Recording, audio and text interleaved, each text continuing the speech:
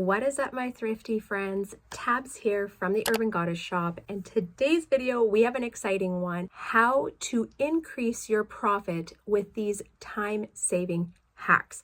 As the old analogy goes, time is money. If you are wasting time in your business doing certain tasks, this actually means that you're wasting money in your business. Your hourly wage drops with the amount of hours or time that you spend on your business. In this video, we are going to go over my 3 time-saving hacks, as well as one bonus one at the end that I firmly believe in. These are going to help you increase your hourly wage and hopefully increase your profit margins. Let's jump into number 1. One of my favorites is automation. When you take the jump into choosing automation and implementing it into your business, I think you're going to find that you save a lot of time and free yourself up to do other tasks, whether it's business related tasks or personal life tasks, spending time with your spouse, your family, or doing things that you love. Poshmark is a genius app. They figured out how to keep us active on their app all the time in order to generate sales. I think automation is what is going to set you free from these shackles, okay? Hear me out. If you are sharing your closet, we'll say 4 times a day, and you have 300 items, you have to open your app, you have to go into the bulk share, you have to select all, and then share, right? But you have to put your phone down. It takes a couple minutes for it to go through it all. That only puts you sharing your closet 4 times for a total of under 2,000 shares. Now, if you don't know, Poshmark has like an imaginary amount of the amount of shares that we can do in a day. I typically have mine set between 8,000 and 8,500. I find at this point I am not reaching Poshmark share jail. If you compare sharing your closet 4 times a day using your share all feature in the bulk feature and someone who is using automation and setting their max at say 8,000, their items are being popped up into the algorithm much more frequently than yours. Also, once you set your automation to do this sharing, you just walk away. I no longer sit on my phone, select all, worry about when I'm sharing, because my automation handles it all. So that is the first automation that I use. I personally use Closet Tools. I have no affiliation with them. You can use any. They range, I think, from like $15 to probably $30 USD. They are worth their money. If it gets you off of your phone, multiple times a day, and it gives you that freedom, I think it's worth it. The other automation that I use that has changed my business for cross-listing is PrimeLister, which is a cross-listing software. There are lots of different ones. They seem to all have the same purpose. If you are trying to cross-list your items onto multiple platforms, you know that this can be time-consuming, especially since certain platforms are simple and certain platforms have way more options to select.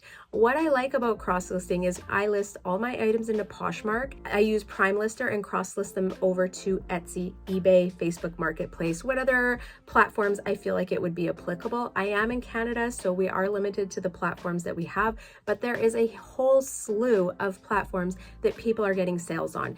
I think that if you were doing this all by hand or doing this manually, it's a lot more time consuming and probably almost takes double the time than if you are doing it using a software. This is another time-saving application that I would recommend investing.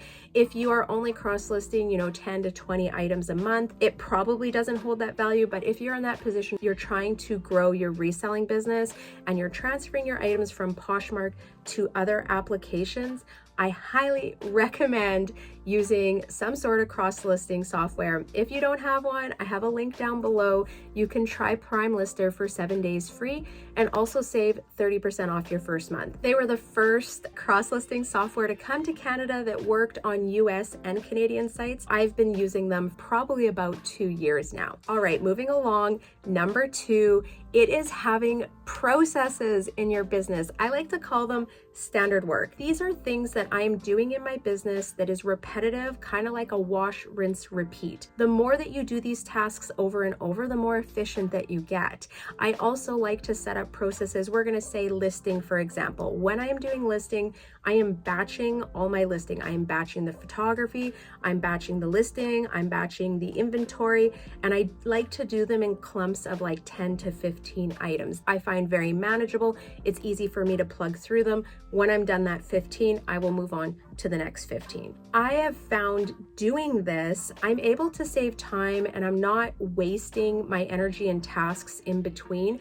I'm also able to stay very focused on the tasks that I'm doing. For example, if I was doing photography and I'm doing a bunch of sweaters, I'm taking the same 6 to 7 photos on each sweater. There's no thought going into it. It's very repetitive and I can go through them really quickly. Same thing if I was doing pants, I would pick 10 pair of pants. I'm doing the same photos for each one.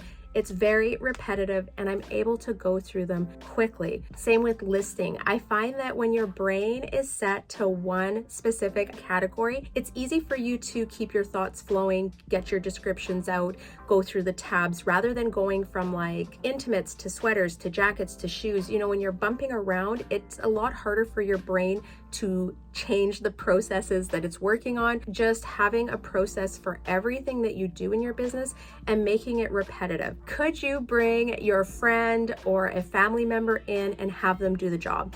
If you couldn't, then you probably need to work on your processes. Shipping is another category that I love to have processes in. So for me, all of my shipping supplies are within an arm's reach. My printer's right there, my labels are right there. I don't have to walk around. I like to go and grab all the items all at once. I'll put them into an IKEA bag and then I start going through my labels and packaging them up.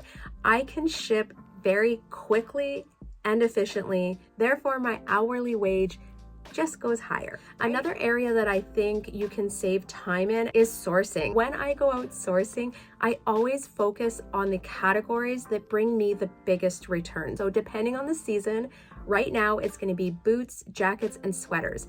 I am going to those categories first because I know that I'm going to make the most money off of those items and they're the most important items that I should be sourcing. I also like to prioritize the stores that I go to.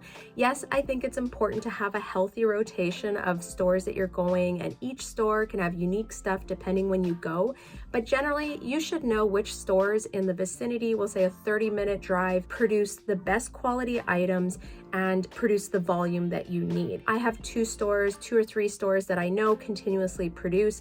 I will usually go to those first. If I do not find the items that I need, or maybe the volume of items that I need to list that week, then I'm going to go to some of the outer lying stores that, you know, are hit and miss. But I do not prioritize those hit and miss stores into my regular rotation because they're just time sucks. If 5 out of 7 times I go there, I don't find the items that I'm looking for, I need to find the stores where I'm able to find them consistently.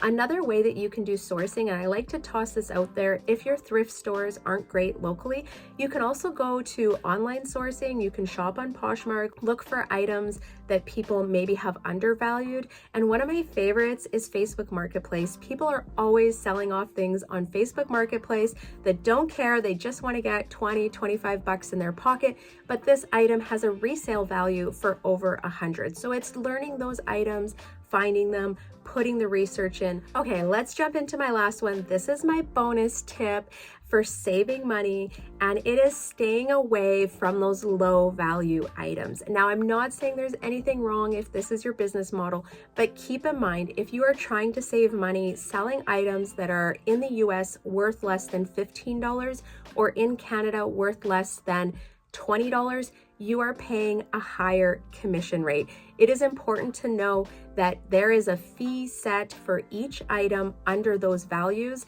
and the lower the value, the higher the commission rate that you are paying. So keep that in mind. You are taking money away from yourself selling items under those dollar amounts. Okay, guys, this is everything that I have. These are my top 3 time-saving hacks to help increase your profit and your hourly wage. If you have anything else you want to add, drop them down below in the comments. Let's grow and share together. Make sure you tap subscribe on your way out so you can join the crew and all the fun. Give me a thumbs up if this video brings you value in your reselling business. I am wishing you guys all many sales. Thank you for watching, and I'll see you next time. Bye.